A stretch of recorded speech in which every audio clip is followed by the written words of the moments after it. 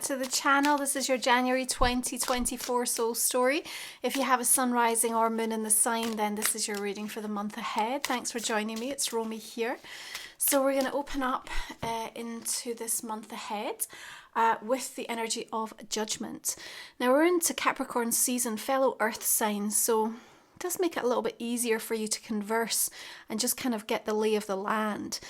What it's showing me here is that there are critical conversations that are necessary, and really we can't proceed without them taking place through the month of January. Now, Mercury will station direct on the 2nd, so that will help to resolve any miscommunication or slight confusion that may have transpired over the holiday season in regards to some of the interactions and conversations that took place. We also have Mars moving into Capricorn on the 4th of the month. This will be super helpful for you, Virgo. It's really going to enable you to ask the direct questions of yourself and others, as in, what are we doing? Why are we doing this?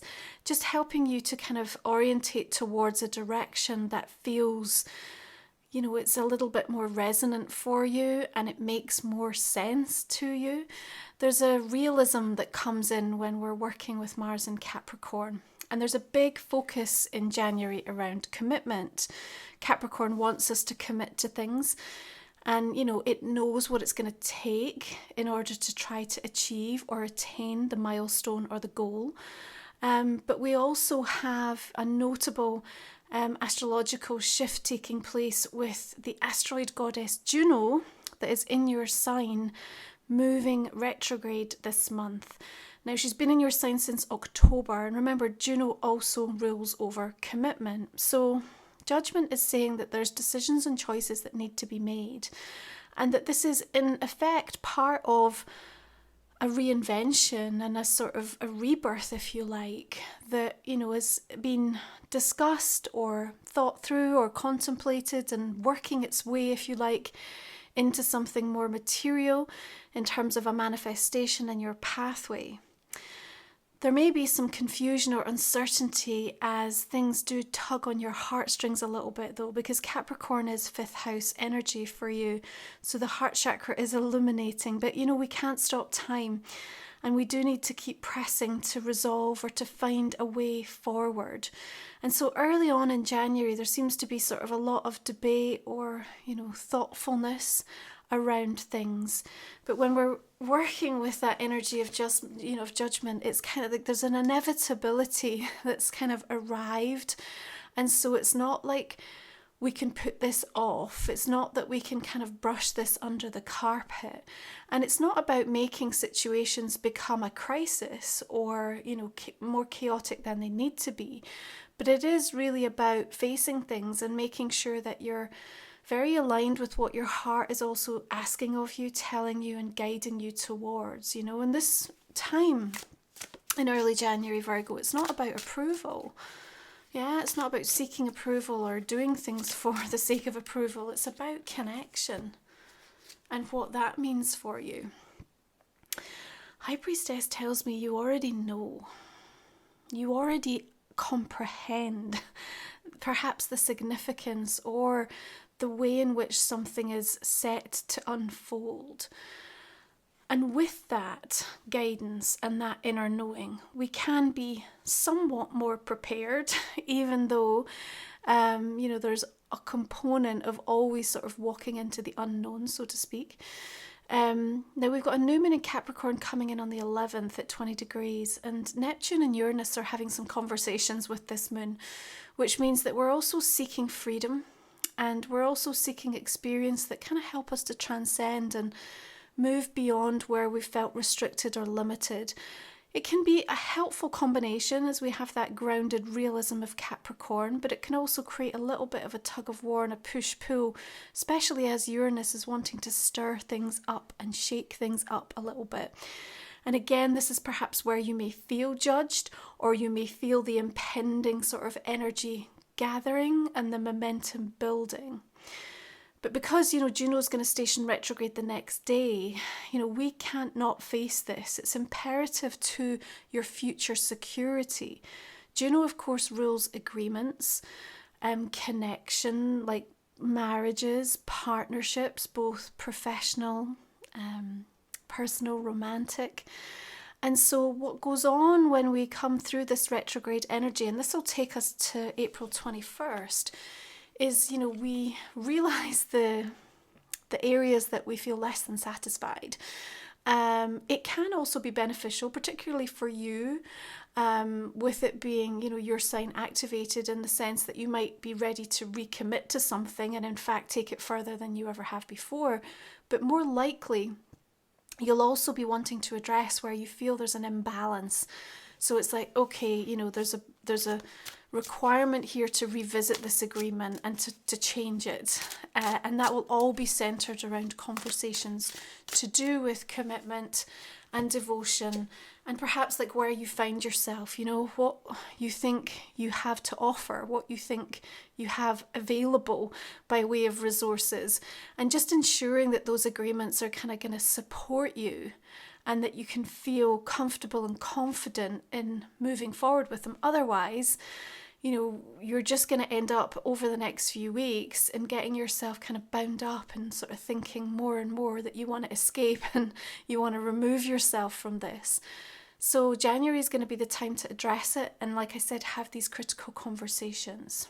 So we have to remember that unspoken expectations can often lead to, premeditated resentment. So the transparency is key. We've got to say how we feel and what we expect and what we're looking for. Now, the Knight of Cups comes in with, in some ways, a compassionate, sort of sensitive to the scenario, and an understanding of sort of how things impact the bigger picture.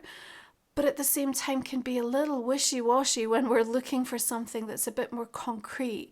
And so you may find that like coming towards you and it just feeling like it's not quite enough.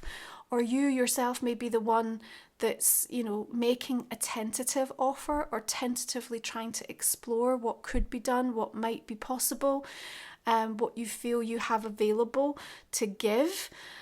And, if that's the case, then I think we also know that there's much more that needs to kind of come together to make that something that, feels a bit more real and tangible for you. Nonetheless, it's a good start. I think one of the things to feel mindful of is that, where you feel frustrated or where you feel like you're complaining, and I don't mean that negatively, we all do it, right? There are things that we sort of consistently keep bringing up in our life. I don't have time to do this, or the way that you do that really upsets me, or, whatever that complaint or frustration is, which again will be highlighted with Juno, is often where we need to address our boundaries. And so there is inner and outer work that needs to take place here. So whilst we absolutely need to come to the table and discuss the impact and the vision quest and what it is that we're seeking and what we see that is necessary to be dealt with so that we can proceed, we also have to have that conversation within us. And for you this month, I think it will be very much centered around the boundaries and how they've been either taken advantage of or not asserted at all in the first place. And that's going to also help you to address where some of this frustration or this feeling of dissatisfaction is coming through for you. Okay? It may be hard for you to see yourself in a new light, but we're in a new frequency and a new vibration and a new year. And that's exactly what's needed, because Judgment's demanding that rebirth and asking you, like, well, who are you now? How do you want to show up? What matters? What's driving you? Where's your heart guiding you? Nine of Cups is really highlighting all those desires that have been activated powerfully as you've concluded 2023 and you've set forth into this new year and considered, what is it that I want for myself through the course of the next 12 months. So we have a little bit of introspective reflection around, can I see the ways in which I've changed? Am I willing to give myself the chance to kind of be this person? Remember, all these versions of you, Virgo, they're like rivers and streams that have led you towards this ocean. And this ocean really represents like the true depth of you, the potential of all that you are set to still become and experience. And it feels to me that there are a whole number of things with that Nine of Cups that are going to be really important to you through the consideration of like January. And, you know, I think we have to call them all out. There's no point in just saying, you know, well, if I can just achieve this one thing, it will be okay, when there are multiple things that you need to address or that you want to manifest, not necessarily all this month, but that you know, these touch all different aspects of you. And that's what we have to kind of recognize. You know, there's all these different versions of us that need fulfilled in different ways. And what that also is going to help you to understand is that no one person can fulfill all of them. And so again, that might help you in some of the more direct connections, relationships, you know, to then actually take a step back and be like, okay, where am I asking you to be all of these things, like the solution to all of these things, when actually I could find, you know, a different vehicle to be able to kind of tap into that experience that still holds sacred this connection or this agreement or this contract that's in place. And I think that's a bit of an eye-opening sort of moment for you, and a realization that's going to be really helpful. So as we make our way towards Sun in Aquarius, coming in on the 20th, we also have this important cosmic shift with Pluto, of course, moving back into the sign. We had a prelude to it in 23. We'll stay in Aquarius till the beginning of September before our final chapter in Capricorn, and then back into Aquarius for the long haul on the 19th of November. So the way in which you feel into this shift is important to kind of mark and to recognize, because it's things you're going to be working on and working with for the foreseeable. For the next few years, this is something that's going to keep being illuminated for you to address, so that ultimately you can transform. And of course, as it lights up your 6th house, it's very much going to be about the way you take care of yourself, the way you take care of others, how your purpose, your passion, and the ways in which you're trying to be of service all kind of dictate and determine your sacred lived experience. So our 8 of Swords comes in here, and there might be some awareness to the degree that we feel restricted or challenged, you know, or overly anxious about some aspects of these areas in our life. And, you know, there's a firm emphasis around health when we're in 6th house. And so, you know, the stress is something that we want to carefully manage, because it's going to highlight to us the exact degree to which it affects us on a physical level as well. So you might have like a resurgence or a flare up, you know, through end of January with some of the things that you've dealt with previously. And here what we need to do is go back and say, well, what's the root cause of me feeling like out of sorts or kind of entrapped, or, you know, in some ways, you know, causing myself this huge amount of pressure. Sometimes stress can be beneficial for us a little, you know, it kind of directs the mind and focuses our energy. But January is one of these months where it's like, you know, there's enough pressure. There's enough pressure going on around us that we don't need to be the thing that's also kind of lumping more upon it. And, you know, it's this sort of balance between like hustle and hibernation that is going on. And so we have to, at any given moment, be ready to sort of be all in with one or either of these. But that even shift, that gear change, if you like, can also kind of spark and amp up like a feeling of increased anxiety for us. So be aware of that sort of around the mid-January, and take steps and measures to ensure that, you know, you really address it in all of the ways that you know how to do that, but most specifically in really calling it out so that you're aware, like you can be honest and transparent and say, yeah, this is a thing, this is happening, this is going on right now. So I'm not going to sweep it under the carpet, because the more I do that, the bigger it's going to become. And this is what I'm saying about like small situations becoming a crisis, or, you know, a chaos when they don't need to. Okay, so we will have Venus shifting into Capricorn on the 23rd. Again, you know, in our love relationships especially, and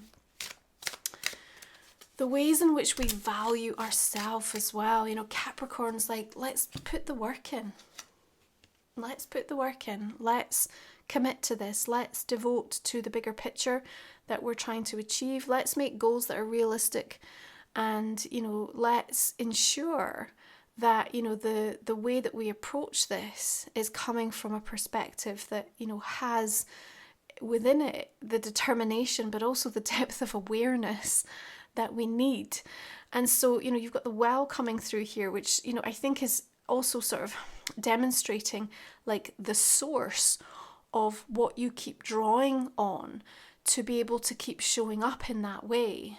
Now, Venus in Capricorn can be sometimes a little bit emotionally detached, because it's like we've got work to do, but the bigger picture is here. Now, there's a very power dynamic to this, so power couple situation, or, like, you know, really kind of coming into your own with regards to something and being able to kind of hold that gravitas.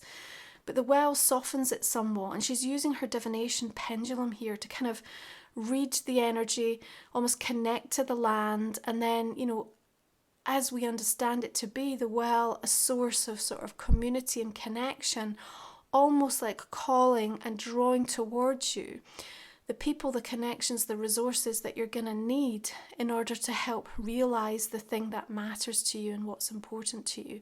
That is a build-up to January's full moon is really important. So the full moon arrives in Leo at 5 degrees, and, you know, there's some tense energy with Jupiter, but what it really creates is a very loud, dramatic, somewhat exaggerated experience, but at the same time it really helps support, you know, us to give the performance or take the stage or hold the limelight, the spotlight, and ensure that we're seen, we're heard, we're recognized, and that we give it our all. It's like just the best performance that you've got in you. So whatever it is that's going on, and for you, if it is these critical conversations that are happening, it's likely to definitely spill out around that full moon, because remember, Leo just wants to, you know, say what's on, you know, what's on the heart space, heart on the sleeve energy.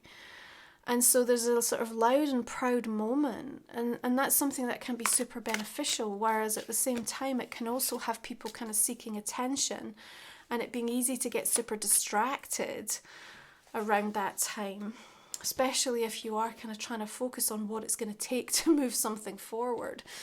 But I think overall it's going to be a beneficial, because it's sort of the amplification and the benevolence of Jupiter, even though it's sort of almost like backed into a corner with that full moon Leo. Together they kind of seize the limelight, and it's like they don't let it go until something is seen. And, you know, if you work with that, then what you can achieve and attain is going to be really significant. The other thing to bear in mind, of course, is Uranus is going to station direct on the 27th. So we have some surprise scenarios. And, you know, Uranus is also playing with that new moon. So, you know, January's going to deliver a few twists and turns to the story. But bold action is needed. And bold action will be taken around that full moon in Leo. So, if you're new to the channel, Virgo, our last 3 cards we cover in the extended version of the reading. We talk for another 30 minutes or so, look at a personal and a relationship question for you. And you can find that link in the comment and description box underneath. I'm going to go ahead and just clarify these cards, see the direction, some of the messages we're going to be exploring for you in January. Wheel of Fortune. And the moon, these majors coming in, the Tower,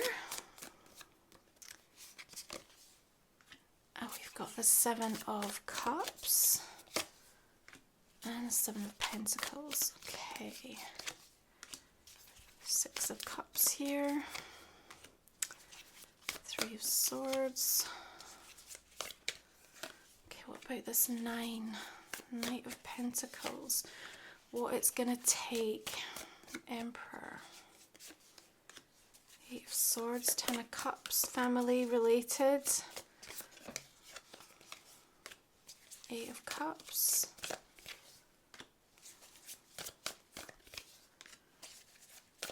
Justice, okay. Six of Wands. All these decks that I use are always listed in the comment and description box underneath Virgo for your reference. Even though there's a sort of somewhat disorientating energy pervading, and it will all the way through 24, your capacity to be able to kind of silence the noise, the narrative that you know because you feel is unhelpful, will also be something sort of highlighted strongly in January, just so that you know and you can almost tell the difference, and that's then going to help you throughout the year. Energy conversations. This is Life Soul Vision, which is my own personal deck, so you can check this out over on my website, along with my other sacred titles. Got Blossoming Soul Song, Enlightened in the Exhale. We've got Sacred Secrets, Mirrors of the Mind, and Soul Star Energy. Okay. Let's pull a couple more oracles for you.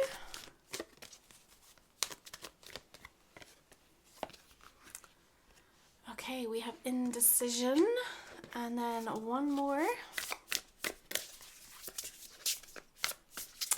Something, you know, needs to play out because the rhythm is still forming.